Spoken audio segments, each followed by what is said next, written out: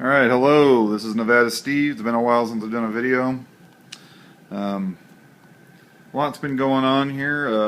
I've been chronicling my 300 Win Mag shooting a little bit. Now I've gotten into reloading. I figure it's the next step in trying to accurize my system is to build a custom round for it. Recently I picked up this RCBS set and a couple other little accessories. Yeah, nothing too special here, just the Rock Chucker Supreme or whatever the heck they call it these days. Got the 300 Win Mag set of dies, got the RCBS powder measure there, scale, trickler, you know, all the basics. Found some primers, found some powder, actually found some bullets retail as well. They've been hard to get a hold of, so that's my experience anyway. I got this set of cartridges here today. I'm doing a optimal charge weight test. I'm going to see how that goes out in the field. These cases here are trimmed, prepped, and primed.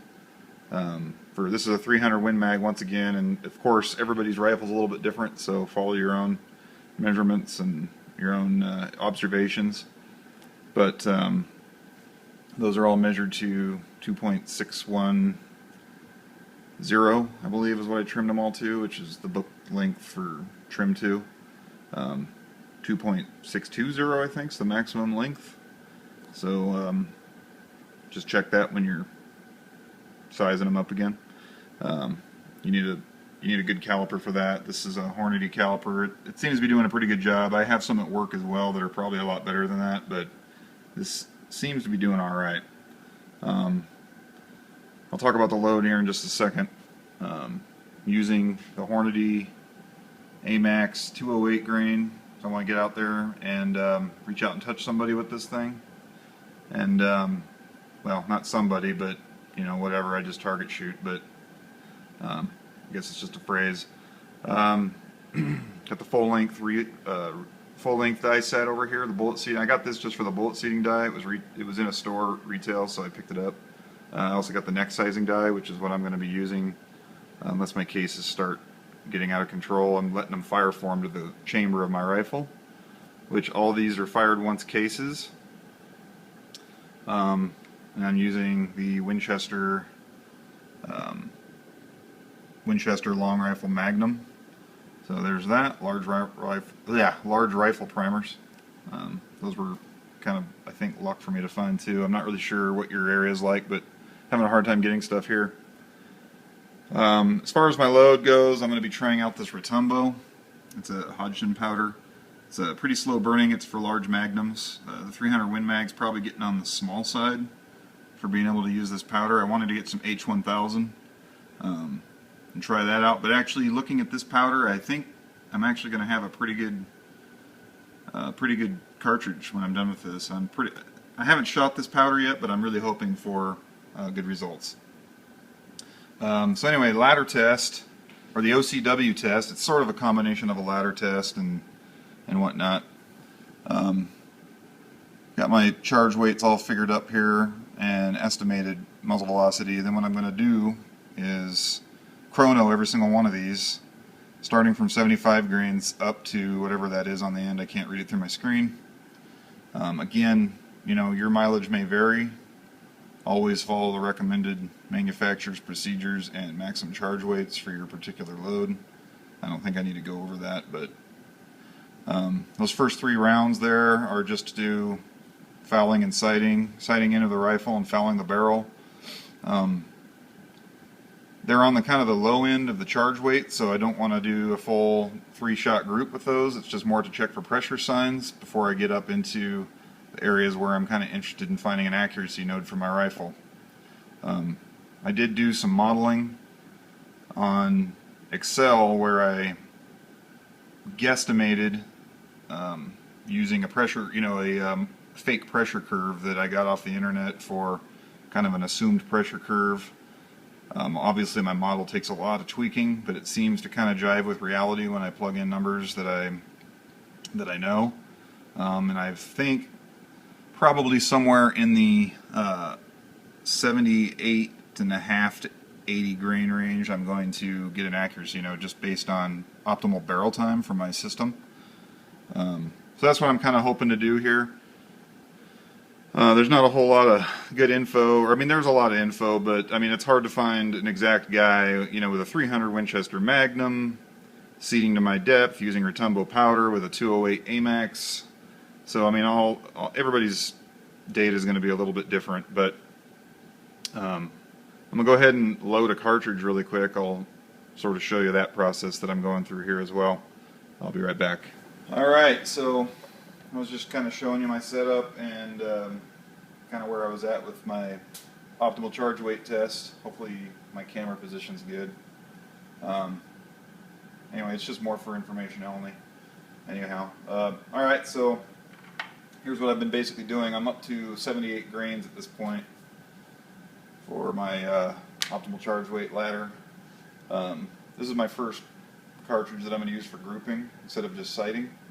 Also what I'm doing is, because I'm doing so many different charge weights here, I've just got the powder measure set to 75 grains and then I'm trickling it out, which gets kind of laborious on these higher ones. When I get up in the 80s, it's going to be quite a bit of trickling, but maybe I'll readjust the powder measure by then. Anyway, let's get started. One thing I'm doing, using a permanent marker to put the charge weight on here.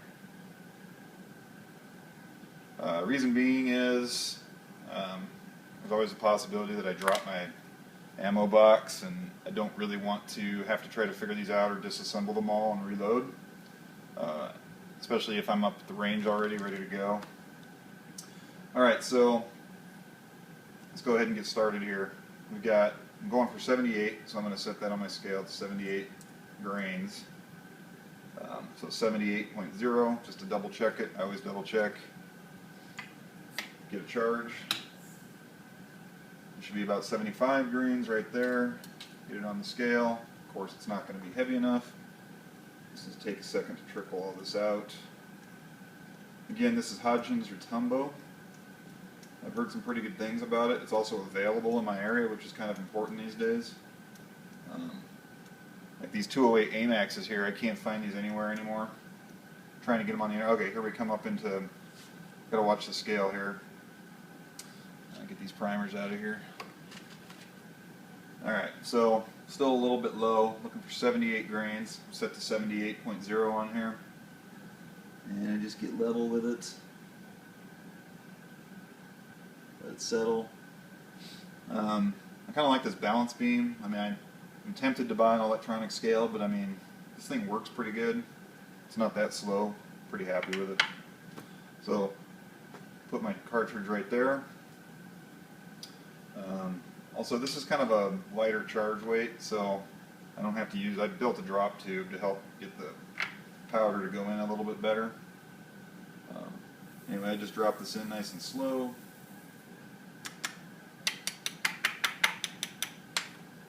Make sure it's all in. It is.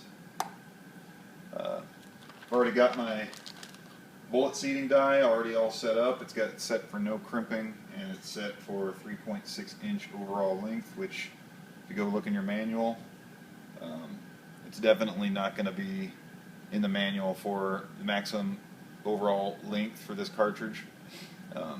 My rifle will not magazine feed it this long, which is okay because I'm just doing long range shooting with this thing, one shot at a time, and I don't think I've ever even used the magazine on my 300 mag. It's always been one shot loads, even when I'm buying factory ammo. But anyway, 3.6 overall length. Something I will say about that, just like everything else, your mileage may vary. You gotta check your own rifle and see where your lands are and kind of get an idea of if you're jumping or if you're jamming this thing out of the gate. You don't want to go out and put maximum charge weight in and not know you're jamming your bullet into the lands and overpressure your rifle. That's the last thing you want to do. So again, follow the instructions, work up slow, always start low. The recommended charge weight a lot of times is max minus 7% or so of what max is. It's probably a pretty good place to start. Alright, we got the charge in. It's in there. Drop it in our press. Seat the bullet. I'd like to get it as straight as I can just by feel, and just gently ram it up there. Alright, it should be right on.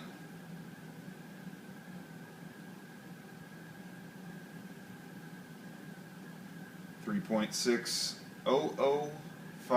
so it's half a thousandth long. This is a plastic tip on these things. I've noticed pretty good accuracy actually, bullet to bullet. They're pretty consistent. If I really wanted to get crazy, I'd get a bullet comparator and put that on my gauge and go off the ogive that way. So anyway, 78 grains, ready to rock and roll, primered. Everything's all set, fully cleaned, neck resized, chamfered, and it was trimmed to length, then chamfered inside and out. Pocket was cleaned up. This is a Federal case. There's some debate whether Federal and Remington or Winchester or Lapua or whoever you want to use is any better. I'm just going to give these Federals a shot since I have hundreds of them. Even if I can't reload them 5 or 6 times, you know, I guess I'll learn my lesson then. But until then, I'm just going to try these guys. The primer pocket seems good and tight still on these, so I guess that was one of the considerations for the Federals anyway, to get loose primer pockets pretty early on. Anyway, I think that just about does it. That's a pretty good demonstration of loading one 300 Winchester Magnum cartridge. I'm going to go ahead and put that in here under 78. So I've got 1, 2, 3, 4, 5, 6, 7, 8 different charges I'm going to try on my ladder test. So I can just use one row for each one on those. So anyway, this was NevadaSteve. Hopefully you found this interesting and possibly helpful. Bye.